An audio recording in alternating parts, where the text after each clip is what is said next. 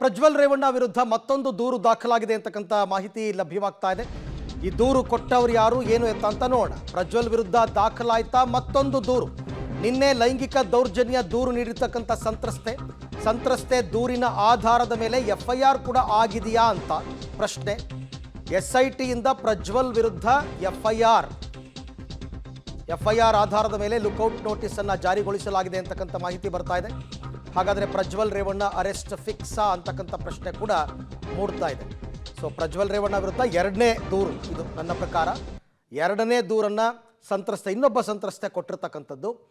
ಆ ದೂರನ್ನು ಆಧಾರವಾಗಿಟ್ಕೊಂಡು ಮತ್ತೊಂದು ಎರಡನೇ FIR ಅನ್ನು ಮಾಡಿದ್ದಾರೆ. ಆ ಎರಡನೇ FIR ಆಧಾರದಲ್ಲಿ ಈಗ ಲುಕೌಟ್ ನೋಟಿಸ್ ಜಾರಿಯಾಗಿದೆ ಅಂತಕ್ಕಂಥದ್ದು.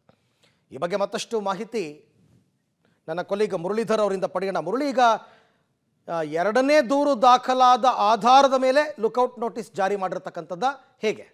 ಅರವಿಂದ್, ಏನಂದರೆ ಗೃಹ ಸಚಿವ ಪರಮೇಶ್ವರ್ ಅವರು ಒಂದಷ್ಟು ಹೇಳಿಕೆಗಳನ್ನು ಕೊಡ್ತಾ ಇರೋಂಥದ್ದು. ಯಾಕೆಂದರೆ ನಿನ್ನೆಯಿಂದನೂ ಕೂಡ ಸಾಕಷ್ಟು ಸಂತ್ರಸ್ತೆಯರನ್ನು ವಿಚಾರಣೆಗೆ SIT ಅಧಿಕಾರಿಗಳು ಒಳಪಡಿಸಿದ್ರು. ಆ ಸಂದರ್ಭದಲ್ಲಿ ಒಬ್ಬರು ಮಹಿಳೆ SIT ಮುಂದೆ ಆಗಿರುವಂಥ ಘಟನಾವಳಿಗಳನ್ನು ಸಂಪೂರ್ಣವಾಗಿ ಹೇಳ್ಕೊಂಡಿದ್ದಾರೆ. ಆ ಹಿನ್ನೆಲೆಯಲ್ಲಿ SIT ಅಧಿಕಾರಿಗಳು ಆಕೆಯನ್ನು ಸ್ಥಳೀಯ ಪೊಲೀಸ್ ಠಾಣೆಗೆ, ಅಂದರೆ ಮೇ ಬಿ ಹಾಸನದ ಜಿಲ್ಲೆಯ ಸ್ಥಳೀಯ ಒಂದು ಪೊಲೀಸ್ ಠಾಣೆಗೆ ಕರ್ಕೊಂಡು ಹೋಗಿ ಅಲ್ಲಿ FIR ಅನ್ನು ಮಾಡಿಸಿದ್ದಾರೆ. FIR ಅನ್ನು ಮಾಡಿಸಿ ಅದನ್ನು SITಗೆ ಟೇಕ್ ಓವರ್ ಅನ್ನು ಮಾಡಿದ್ದಾರೆ ಅನ್ನೋದ್ರ ಬಗ್ಗೆ ಈಗ ಸದ್ಯಕ್ಕೆ ಮಾಹಿತಿಗಳು ಸಿಗ್ತಾ ಇರೋಂಥದ್ದು. ಆದರೆ ಯಾವ ಪೊಲೀಸ್ ಠಾಣೆಯಲ್ಲಿ ಈ FIR ಆಗಿದೆ ಮತ್ತು ಯಾವ ಸೆಕ್ಷನ್ ಅಡಿಯಲ್ಲಿ ಈ ಪ್ರಕರಣವನ್ನು ದಾಖಲು ಮಾಡಲಾಗಿದೆ ಅದ್ರ ಬಗ್ಗೆನೂ ಕೂಡ ಸ್ಪಷ್ಟವಾದ ಮಾಹಿತಿಗಳಿಲ್ಲ. ಜೊತೆಗೆ SIT ಮುಖ್ಯಸ್ಥರು ಕೂಡ ಅದ್ರ ಬಗ್ಗೆ ಇನ್ನೂ ಕೂಡ ಸ್ಪಷ್ಟತೆಯನ್ನು ಕೊಡ್ತಾ ಇಲ್ಲ. ಯಾಕೆಂದ್ರೆ ಈಗ ಲುಕೌಟ್ ನೋಟಿಸ್ ಏನಾಗಿತ್ತು ಅಂದ್ರೆ, ಈ ಮೊದಲು ದಾಖಲಾಗಿದ್ದಂಥ ಲೈಂಗಿಕ ದೌರ್ಜನ್ಯ ಪ್ರಕರಣ ಏನಿತ್ತು ಅದು ಬೇಲೆಬೆಲ್ ಅಫೆನ್ಸ್ ಆಗಿದ್ದಂಥದ್ದು. ಆ ಹಿನ್ನೆಲೆಯಲ್ಲಿ ಅದಕ್ಕೆ ಲುಕೌಟ್ ನೋಟಿಸ್ ಅನ್ನು ಕೊಡ್ಲಿಕ್ಕೆ ಸಾಧ್ಯ ಇರಲಿಲ್ಲ.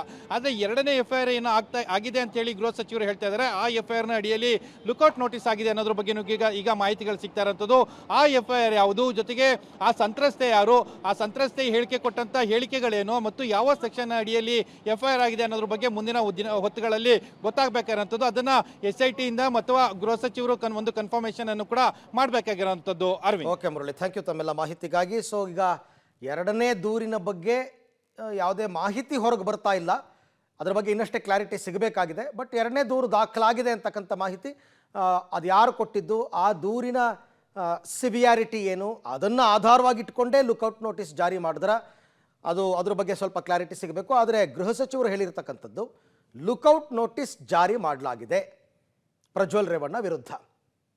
ಹಾಗಾಗಿ ಇವಾಗ ದೇಶದ ಯಾವುದೇ ಏರ್ಪೋರ್ಟ್ನಲ್ಲಿ ಆತ ಕಾಣಿಸ್ಕೊಂಡ್ರೂ ಕೂಡ ಆತನನ್ನು ಬಂಧಿಸಲಾಗುತ್ತೆ, ಬಂಧಿಸಿ ಬೆಂಗಳೂರಿಗೆ ಕರೆತರಲಾಗುತ್ತೆ, ಬೇರೆ ಕಡೆಗೆ ಪ್ರಯಾಣ ಮಾಡೋದಕ್ಕೆ ಬಿಡಲ್ಲ.